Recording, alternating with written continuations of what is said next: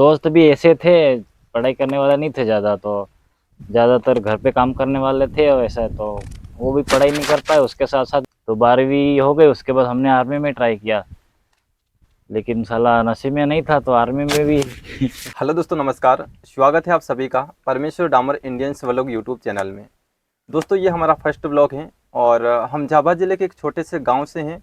और इस व्लॉग में हम अपनी पढ़ाई की जर्नी के बारे में बताएंगे आपको कि किस तरह से गांव में पढ़ाई होती है और हमारी जर्नी कैसी रही। हम पहली से लेकर 12th यानी कि एजुकेशन तक हमारा सफ़र कैसा रहा, इसी के बारे में आपको बताएंगे। और आगे और भी नए नए ब्लॉग लाने की कोशिश करेंगे, क्योंकि काफ़ी समय से आप सभी को पता है ये चैनल अपन ने ओपन किया था, लेकिन कंटिन्यू ब्लॉग नहीं आ पा रहे थे क्योंकि कुछ और गांव में कितनी क्या प्रॉब्लम होती हैं ये तो आप सभी को कुछ ब्लॉग में पता चली होगी और आगे भी इन ब्लॉग में पता चलेगी।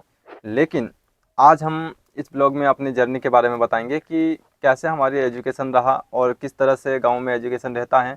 तो ये ब्लॉग पूरा देखने के बाद आपको पता चल जाएगा, तो पूरा व्लॉग देखिएगा, लास्ट देखिएगा। और हम उम्मीद करेंगे कि आपको हमारा ब्लॉग काफ़ी अच्छा लगेगा, क्योंकि इस ब्लॉग में हम अपने गांव यानी कि विलेज के रिलेटेड ब्लॉग अपलोड करेंगे और डेली बस यही रहेगा। तो चलिए शुरू करते हैं। ना तो इनको पता है कि हमारा एजुकेशन कैसा था और इनका कैसा है, तो बस इस वीडियो के माध्यम से हम जानने का प्रयास करेंगे, ठीक है। और वैसे ये भाई की पढ़ाई थोड़ी आगे थी और मैं पीछे था, लेकिन थोड़ा आगे इन्होंने कैसे क्या स्टडी की और क्या क्या समस्या इनके जीवन में आई।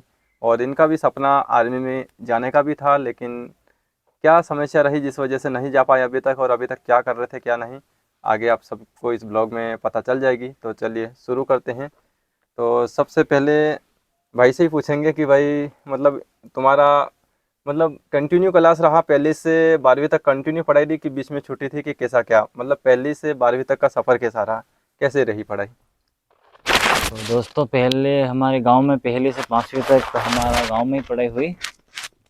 हाँ, मतलब इसी स्कूल में जहाँ मैं पढ़ा वहीं पे पढ़े ना। हाँ, हाँ। उसके बाद 6ठी से 8वीं तक रामनगर, हाँ। वहाँ पे अच्छा। हाँ, यहाँ से 3-4 किलोमीटर दूर। हाँ, यहाँ से 3-4 किलोमीटर दूर है। हम्म।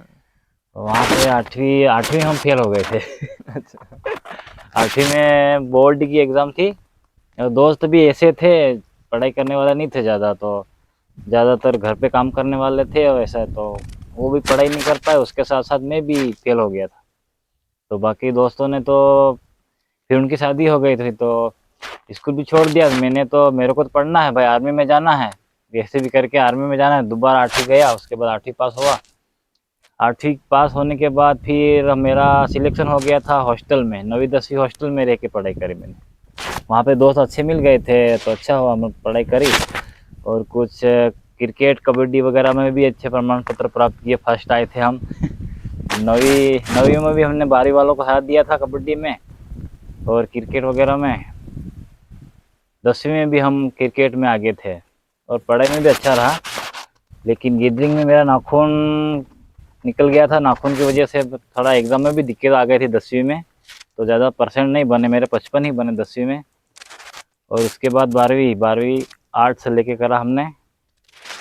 और आर्मी में जाना था तो यही सोच लिया था कि पढ़ाई करके करना क्या, अपने को आर्मी में जाना। आर्मी में तो ओनली 12वीं पास से ही लेते हैं। हम्म। तो 12वीं हो गई, उसके बाद हमने आर्मी में ट्राई किया, लेकिन साला नसीब में नहीं था तो आर्मी में भी मेडिकल से बाहर कर दिए।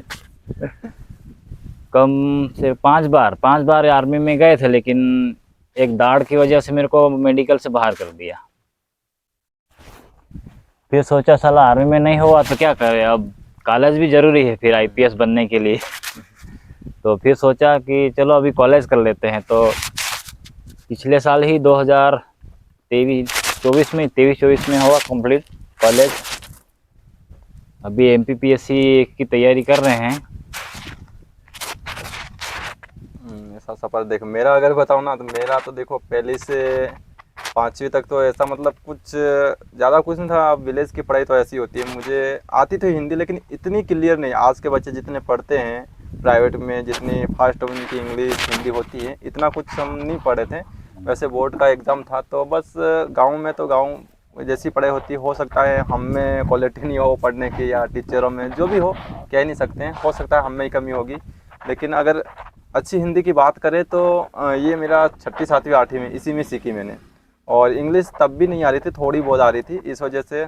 और दिक्कत भी बड़ी थी, हम क्या पहली से 5वीं तक भी ऐसी स्थिति थी कि 2 रुपये हम फीस नहीं भर पाते थे स्कूल में। और 8वीं से 8वीं तक भी यही कंडीशन थी। 8वीं में भी बहुत प्रॉब्लम है, या कपड़े पहनने में, या फिर भी मतलब बचपना रहता है ना, तो इतनी ज़्यादा पता नहीं रहता है। माता पिता कुछ भी मजदूरी करके कुछ भी ले आते हैं, तो इतना मतलब लोड नहीं रहता है दिमाग पर। तो वैसे 8वीं तक तो ठीक रहा, मतलब कभी पता नहीं चला कि साले जीवन कैसे चल रहा कैसे नहीं। हाँ बस ये है कि पढ़ाई 5वीं तक नॉर्मल ही थी, भले बोर्ड की थी, लेकिन जमाना अब उसकी क्या बात कर रहे हैं, जैसे भी पास हुए थे अब वो तो उसी समय की बात है।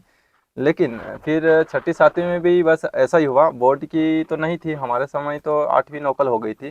तो 6ठी नहीं 8वीं में मैं बहुत ज़्यादा बीमार हो गया था, उस वजह से मेरा परसेंटेज अच्छा नहीं बना। वैसे 6ठी में मैंने काफ़ी अच्छा परसेंट बनाया था, और मॉनिटर भी रहा, और अध्यक्ष भी पापा रहे, तो 2 साल 6ठी और 7वीं में। 8वीं तक रहे। वैसे 8वीं में जाकर मेरा डाउन हो गया था। और फिर 9th में गया। 9th में गया तो थोड़ा मेरा क्लियर हुआ, हिंदी भी अच्छा हुआ। और 9th में जाके मैंने अच्छा खासा फिर परसेंटेज बनाए थे। वहाँ थोड़ा पढ़ाई में भी ज़्यादा मतलब टीचर अच्छे पढ़ाते थे, 9th वाले भी काफ़ी अच्छे थे, और अच्छे परसेंटेज बनाए। उस वजह से मैं 10 में मॉनिटर फिर से बना था। और अब मुझे समझ आ रहा था कि साली ज़िंदगी है तो है क्या, क्योंकि कपड़े पहनना, तेल लगाना, ऐसा समय था कि पैसे तेल लगाने के लिए, सिर में तेल लगाने के लिए नहीं थे। टीचर बोलते थे कि इतना तो होगा, इतना तो करना ही चाहिए, तेल लगाना चाहिए सिर पे। पर घर की परिस्थिति क्या बताएं, अब 5 भाई बहन थे हम, और सभी को देखना पड़ता है। और गांव की अब क्या ही हालत बताएं, गरीबी इस तरह से थी कि आपको क्या बताएं, अब वो शब्द में बयां नहीं कर सकते। फिर भी हमने वैसे कैसे भी मैंने पढ़ाई की, और टीचरों ने फिर समझा थोड़ा बहुत, तो वहाँ के टीचर भी काफ़ी अच्छे थे, मेरे को कपड़े वगैरह भी दिए।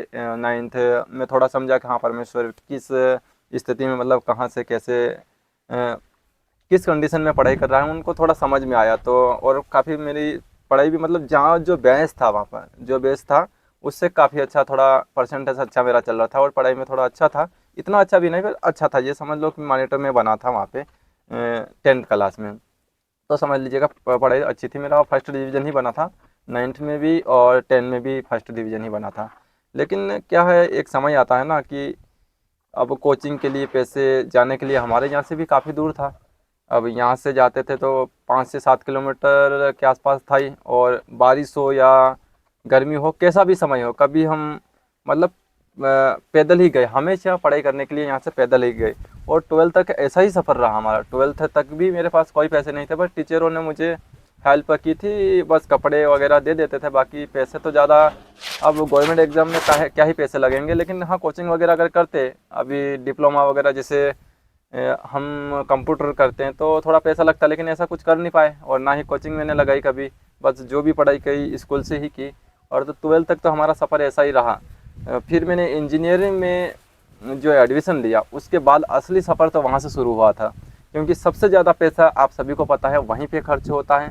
क्योंकि व्यक्ति का कम से कम 1 साल का 1 लाख रुपए तो चाहिए इंजीनियरिंग करने के लिए आज के समय में, ऐसा ही था। तो वहाँ बहुत दिक्कत आई मुझे, फिर भी हमने ब्याज से पैसे लेके और वहाँ इंजीनियरिंग किया, ब्याज से लिया। और आश्रम में रहकर पढ़ाई करी मैंने, इतना ज़्यादा भी नहीं मतलब ज़्यादा खर्च किया, क्योंकि पैसे माँ बाप के पास वैसे ही नहीं थी। जो भी मतलब वहाँ की समिति बहुत अच्छी थी, जिन्होंने मेरी हेल्प की पढ़ाई में, क्योंकि उन्होंने, उनकी वजह से ही आज मैं वहाँ पर इंजीनियरिंग कंप्लीट कर पाया, नहीं तो संभव नहीं था।